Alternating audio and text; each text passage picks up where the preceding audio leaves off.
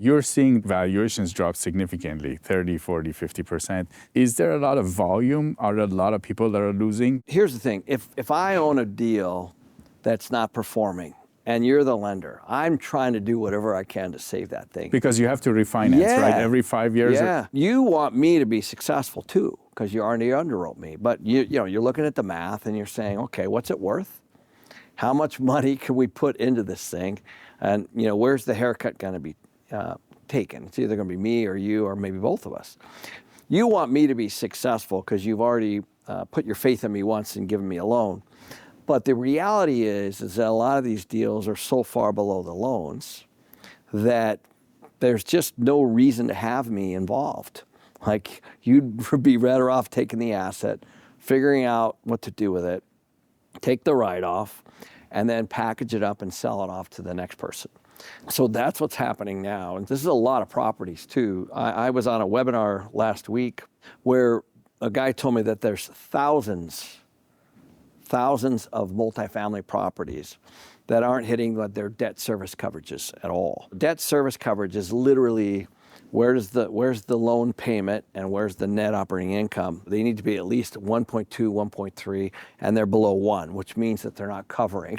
So they have to pay every month out of their own Well, they don't pocket. have to. It depends on the loan covenants. The point, though, is there's a lot of properties that are sitting there getting funded each and every month by somebody.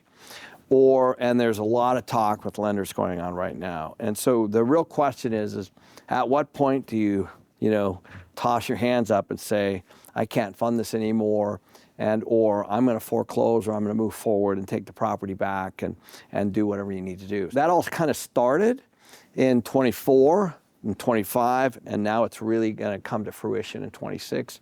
It's a tale of two cities, right? If you are going through that, it's painful. But if you're putting your dry powder together and you're watching this real time, which is exactly what our company's doing, it's a heck of an opportunity to buy things significantly below replacement cost and to make sure that they cash flow. It's a complete repricing, which in my opinion needed to happen. You know how things can get really highly priced? A lot of people, as always, they buy at the top. And that's what just happened. It just popped, and it's being repriced. The question, as I was telling you earlier, is, are we at the bottom? And so the real issue is, if I buy something, how much worse is it going to get, right? I have to bake all that in to my assumptions. How long is this going to take to actually fix itself? We look at properties every single week, and I was looking at some the other day, 4 months free on a 12-month lease. Just to put that in perspective, that basically just covers the expenses. It doesn't at all even pay for the loan. They are giving this kind of rent deals Discount just to get a tenant. If you're going to rent there, you would get 4 months free on a 12-month lease.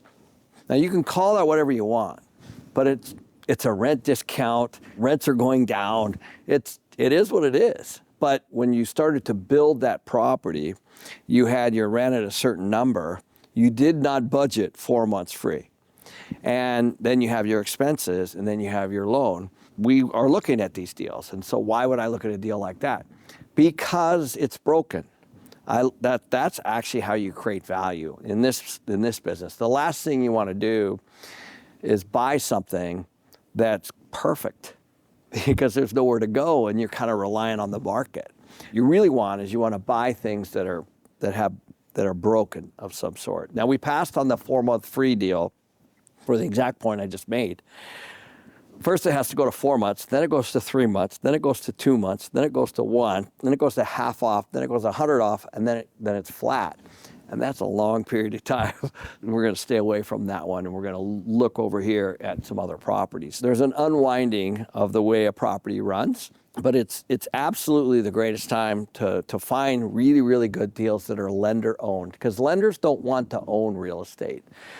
What they want is to find somebody that can take it off their hands and manage it well, and they want to loan against it to a good borrower. So we're looking at a lot of projects. Do you see a difference across the country? Is it the same for multifamily everywhere, or is there markets that are doing better than others? Oh, definitely. There's definitely markets that are doing better. So there's a number of variables. The first variable that is obviously easy is an overbuilding. There were over 500,000 units added to the U.S. in 2025. Of multifamily? Yeah. So where? That's the real question, right? Atlanta, Dallas, Phoenix, wherever.